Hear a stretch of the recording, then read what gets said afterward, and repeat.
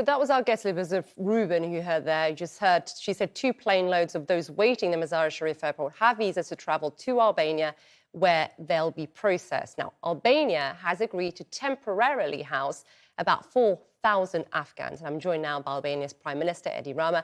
He's live at the capital, Tirana, at this hour. Prime Minister, thank you very much for taking the time to speak to us here on the show. I'm not sure whether you heard the little clip that we just played, but what we've been hearing throughout this whole week on the show is of Americans, green card holders, and Afghans who worked with Americans in Afghanistan who have, they tell us, all the right travel documents, including visas issued by Albania, but they're not being allowed out of the country.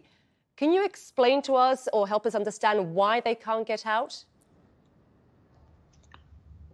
We are hearing the same because since more than a week we started cooperating with our friends in US who are engaged in this operation.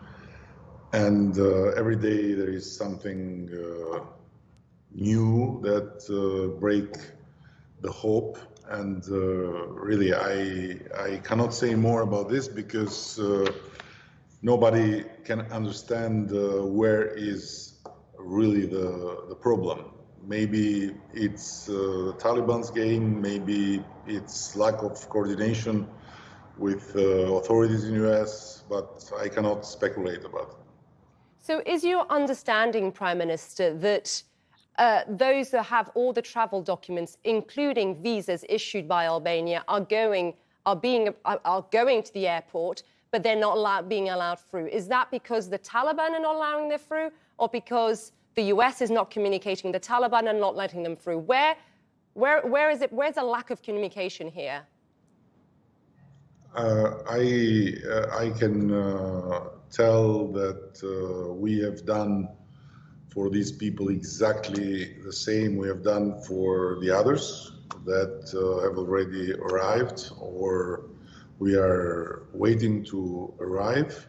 Apparently this airport is quite tricky, and as I said before, I cannot speculate about where the problem really is, but on the other hand, I would not be surprised that this is a game, if I might use this word, of the Taliban's, that what they say today, they change tomorrow, and so on and so on and so on. The last news I got before coming here to talk to you was that now they have changed again by telling that they will allow only people with passports. Now, kids do not have passports, and so the story apparently will get again in a new phase of stumbling and of deadlock. Why are they playing this game is my kind of obvious question. And secondly, are you in talks with the Taliban or anyone within your government in talks with the Taliban, or are you going via the Qataris or via the United States? No, we are not in any talks with the Taliban, and I hope will not be.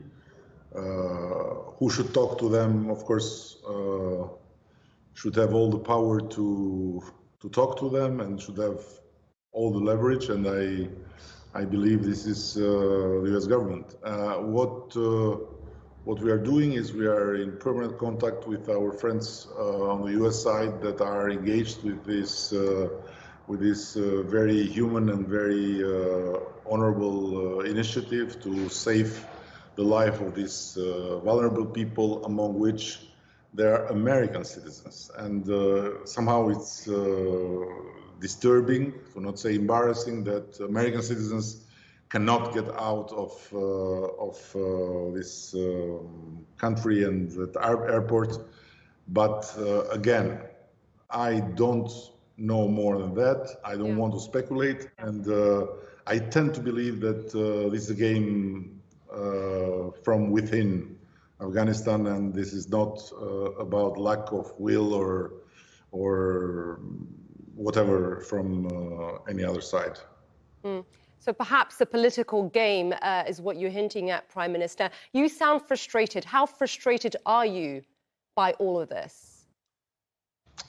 Listen, to tell you frankly, it's not that I'm frustrated. It's that by being involved personally and with my close team, with the Minister of Foreign Affairs, who is practically working around the clock, day and night, to make sure that these operations are successful, and a few other ministers and staff members, we are naturally involved to the point that we feel for these people. We really feel for these people. And having seen the people that have arrived, having known their stories, having understood what they've gone through, sounds very familiar, because we had our own Talibans. They were not Islamists, they were Marxist-Leninists, but they were very similar, because they had the same attitude towards freedom of expression. They had the same hate for art, for culture, for everything that was different from their mindset. They didn't blow up Buddha statues, but they blew up thousands of churches with dynamite. They banned God. So it's familiar. And, you know, we are involved in this because it is who we are. It's who we were 30 years ago. We were like them, trying to escape the hell, knocking at others' doors. We found doors that were opened, and now how can we possibly close the door? Yeah. So maybe because we are not too rich, we don't have short memory. And now, clearly, you are playing your part, you're doing your bit. I had read, and correct me if I'm wrong, Prime Minister, that you agreed to take in some 4,000 or so evacuees. How many have you welcomed so far? And just explain to our viewers in terms of the processing, the vetting, those for the US. Has the process started yet for those who want to go to the United States? The numbers are correct. We have offered our availability for around 4,000. Of course, this can change, but as things are unfolding, basically after the full withdrawal of the American mission, the operations have become absolutely difficult. So the people that have arrived are not yet 1,000. Right. And the others are just dragging, not only in the Mazar Sharif airport, but also in Kabul. So all the entities that have done an amazing job, human rights and charity and humanitarian entities, where journalists like Elizabeth Rubin or Yalda Hakim are involved just by very personal commitment, are having terrible difficulties to get people out. So, of course, it's a frustration, because every life matters, and lives are not have not different value if you are white or black, if you are Albanian or Afghan, if you are French or Eskimo. It's human life.